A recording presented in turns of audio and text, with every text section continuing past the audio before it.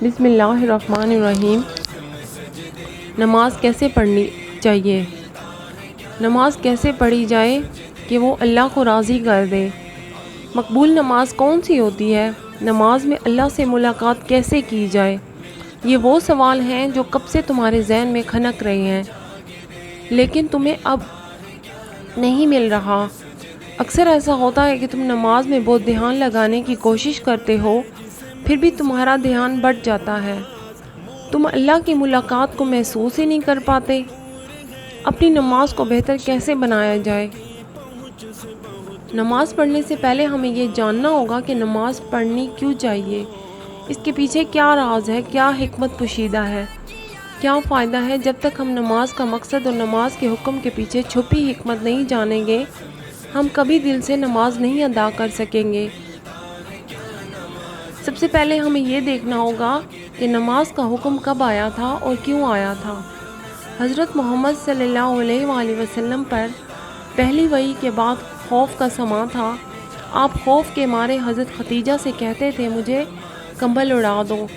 پھر وحی کا سلسلہ منقطع ہوا، لیکن پھر تیسری ہی وحی میں اللہ تعالیٰ نے سورۃ مزمل کی پہلی 9 آیات آپ پر نازل فرمائی تھیں۔ ان میں پتہ ہے کیا کہا تھا؟ نماز کا حکم دیا گیا تھا، جن کا اردو ترجمہ یہ ہے: اے چادر میں لپٹنے والے، رات کو نماز میں کھڑے رہا کیجئے، آدھی رات یا اس سے کچھ کم کر لیجئے یا اس سے کچھ زیادہ کر لیجئے، اور قرآن کو خوب ٹھہر ٹھہر کر پڑھیں۔ اب آپ پر عنقریب ایک بھاری کلام نازل کرنے والے ہیں۔ بے شک رات کا اٹھنا نفس پر قابو پانے اور قرآن ٹھیک پڑھنے کے لیے نہایت خوب ہے۔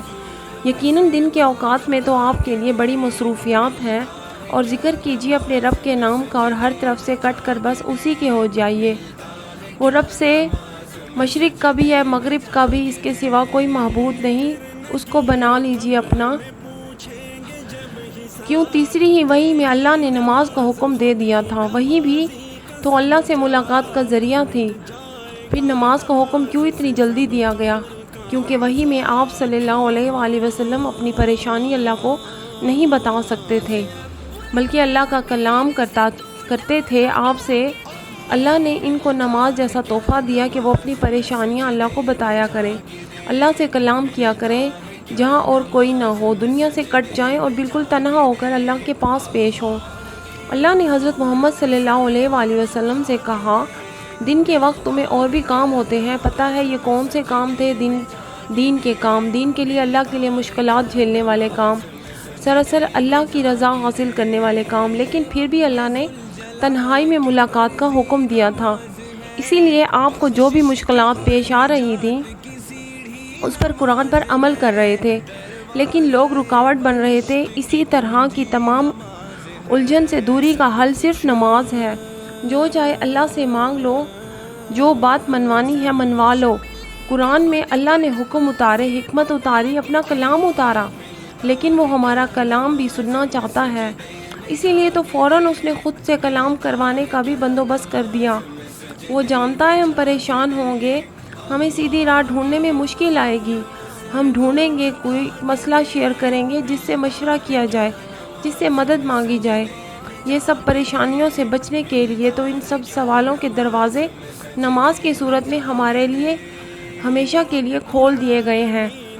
جب جی چاہے اللہ سے مانگ لو، اس سے پوچھ لو، اس کو بتا دو۔ جب ہم کسی بہت بڑی شخصیت سے ملاقات کے لیے جاتے ہیں تو ہم تیار ہو کر اپنا حلیہ سنوار کر جاتے ہیں۔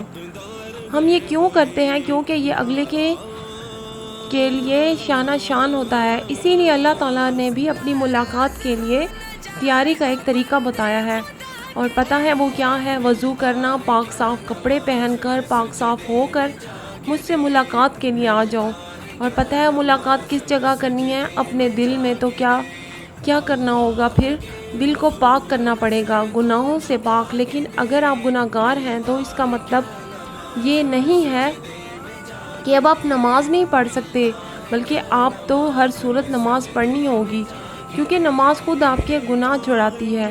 پتہ ہے کیسے؟ وہ ایسے کہ جب آپ کسی کو دوست بناتے ہیں تو اس کی عادتیں آپ پر بھی رچنے بسنے لگتی ہیں۔ کہا جاتا ہے کہ آدمی اپنی صحبت سے پہچانا جاتا ہے، تو کیا ہوا؟ اگر نماز کو اپنی صحبت بنا لی جائے، اللہ سے ملاقات کر لو، نماز میں اللہ سے دوستی کر لو، تم گناہگار کیسے رہ لو گے؟ تم رفتہ رفتہ پاک ہو جاؤ گے خود بخود، تم میں نور آنے لگے گا، اللہ کی صحبت کا نور، اور پھر بار بار ملاقات کے لیے جاؤ گے۔ ایک وقت ایسا آئے گا تم تو نور سے بھر جاؤ گے، پھر گناہ تو سارے ختم ہو جائیں گے، پھر دل پاک صاف ہو جائے گا، پھر اس دل میں سب سے زیادہ پاک ذات سما جائے گی جب تم کس قدر مالا مال ہو جاؤ گے۔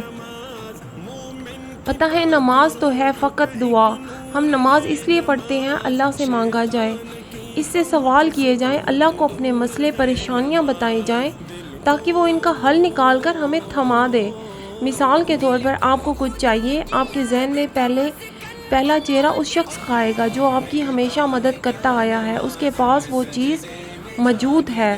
مثال کے طور پر پیسے چاہیے، آپ کا انحصار گھر کے پیسوں پر ہے، آپ والد یا والدہ کے پاس جائیں گے، ان سے مانگیں گے، آپ اس لمحے خود بخود دلشاری پر ان کی تعریف کرنے لگیں گے یا ان کا خیال رکھنے لگیں گے۔ بالکل ایسے ہی اللہ تعالیٰ نے پتہ ہے نماز میں مانگنا کیسے سکھایا ہے۔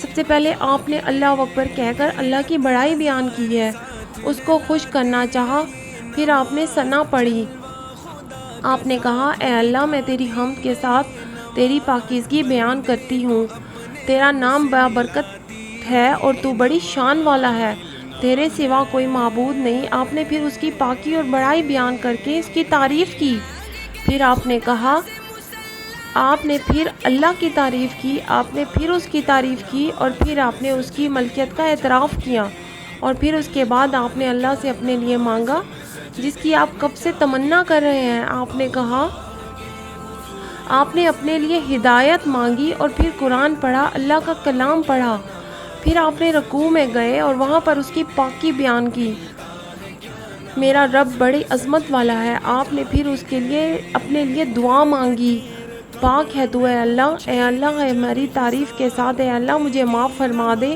پھر آپ رکوع سے اٹھے، آپ نے اللہ کی پھر سے تعریف کی، اس نے سن لی جس نے اس کی تعریف کی، اے میرے اللہ تیرے لیے ہر قسم کی تعریف ہے، تعریف بہت زیادہ پاکیزہ جس میں برکت کی گئی ہے۔ آپ نے پھر سجدے میں اس کی پاکی بیان کی، پھر میرے رب جس سے بلند ہے، پھر آپ نے سجدے میں اپنی پریشانی بتائی، اپنے لیے اللہ سے جو چاہا مانگ لیا، تو پھر آپ تہجد کی طرف آئے اور آپ نے کہا، میری تمام مالی عبادتیں اللہ کے لیے ہیں، اے نبی آپ پر سلام ہو، اللہ کی رحمت اور اس کی برکات ہو، ہم پر اور اللہ کے دیگر نیک بندوں پر بھی سلام ہو۔ میں گواہی دیتی ہوں کہ اللہ کے سوا کوئی معبود نہیں، اور میں گواہی دیتی ہوں کہ محمد صلی اللہ علیہ وآلہ وسلم اس کے بندے اور اس کے رسول ہیں۔ آپ نے تعریفی کلمات کہے، پھر آپ نے درود پڑھا حضور پاک صلی اللہ علیہ وآلہ وسلم کے لیے جن کے وسیلے سے آپ کو نماز کا یہ تحفہ ملا، اور پھر آپ سب سے آخر میں اللہ سے اپنے لیے دعا مانگی۔ آپ نے کہا، اے اللہ بلا شبہ میں اپنی جان پر بہت زیادہ ظلم کرتی رہی اور تیرے سوا کوئی گناہوں کو معاف نہیں کر سکتا، بس تو اپنی خاص بخشش سے مجھے معاف فرما دے، مجھ پر رحم فرما دے میرے مولا، یقیناً تو بہت بخشنے والا انتہائی مہربان ہے۔ آپ جو چاہیں اپنے لیے پھر دعا مانگ سکتے ہیں، اور مجھے پورا یقین ہے کہ ہمارا اللہ بے شک ہماری دعائیں سننے والا ہے۔